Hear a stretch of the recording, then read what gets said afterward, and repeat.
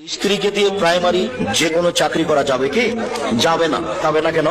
প্রথমত সরকারি চাকরি, দ্বিতীয়ত আপনার স্ত্রীকে ট্রেনিং দিতে যেতে হবে মাঝে মধ্যে, অন্যান্য স্যারদের সাথে থাকা লাগবে, তৃতীয়ত প্রাইমারিতে আরো তিনজন পুরুষ শিক্ষক আছে, তাদের সাথে বসে থাকা লাগবে, মাঝে মধ্যে গল্প করা লাগবে। কি মনে করেন আপনি? বউকে কোথায় পাঠাচ্ছেন? আর একজনের কাছে। এরপর মোহাম্মদ মাসুদ খান বাবু আপনি লিখেছেন, আমার স্ত্রী পরিপূর্ণ পর্দা করেন, এখন সে প্রাইমারি স্কুলের শিক্ষক, চাকরি করা জায়েজ হবে কিনা? একেবারে ছোট বাচ্চাদেরকে যদি পড়ায় যেখানে তার পর্দার কোনো প্রকার খেলাপ ব্যাঘাত না হয়, তাহলে সেক্ষেত্রে সেটা তার জন্য জায়েজ হতে পারে।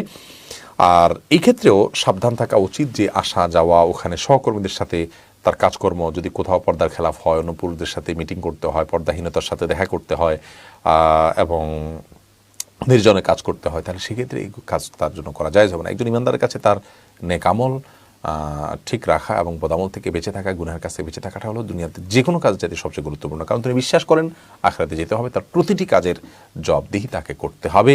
আমি আমার পরিবারের একমাত্র উপার্জনের পথ, আমার কোনো ভাই নাই, আমার বাবা থাকতেও নেই, উনি আলাদা থাকে, আমি একটা কিন্ডারগার্টেন স্কুলে চাকরি করি, ওখানে ছেলে এবং মেয়ে একসাথে কাজ করতে হয়, এখন সেখানে আমাকে না চাইতেও তাদের সাথে কথা বলতে হয়।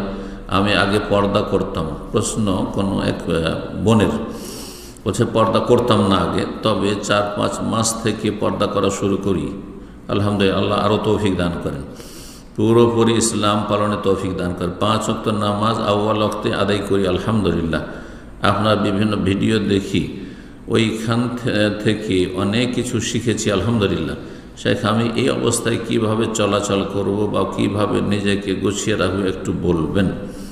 বলছেন যে ওখানে ছেলে মেয়ে একসাথে কাজ করতে হয়, যথাসাধ্য সেখানে আপনি পর্দা মানে বোরখায় গোটা শরীর ঢেকে রাখবেন, মুখমণ্ডল ঢেকে রাখবেন, আর একবারে ফ্রি মিক্সিংয়ে যাবেন না, যেখানে নির্জনতা একজন শুধু পুরুষ আছে সেখানে আপনি একা হবেন না, তবে 2-3জন মহিলা আছে আর সেখানে একজন পুরুষ আছে, অথবা 2-3জন পুরুষ আছে আর সেখানে একজন মহিলা আছে বা 2জন মহিলা আছে, আর খোলা সব জায়গায় বন্ধ দরজা না, নির্জনতা নেই, এইরকমভাবে আর দূরত্ব বজায় রেখে শালীনতার সাথে এবং স্বাভাবিক ভাষায় কথা বলবেন, মিষ্টি সুরে বেগানা পুরুষের সাথে কথা বলবেন না, যাতে তাতে ফিতনার কারণ না হয় আপনার জন্য বা তাদের জন্য। আল্লাহ রাব্বুল আলামিন হেফাজত করুন।